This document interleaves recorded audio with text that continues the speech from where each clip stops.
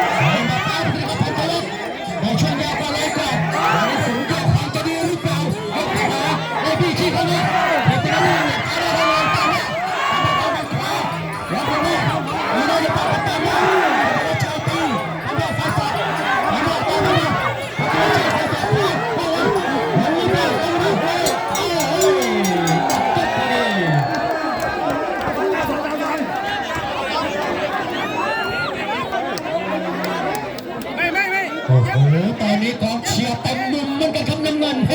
ต่างฝ่ายต่างไม่ยอมนะครับมาดูกันครึ่งทางแล้วมีเท่าไรใส่กันได้เต็มที่กันไปเลยครับเอาให้หมดแรงเข้าต้มไปเลยมีปัญหาที่กระจับที่หนึ่งครับกรรมการเช็คความเรียบร้อย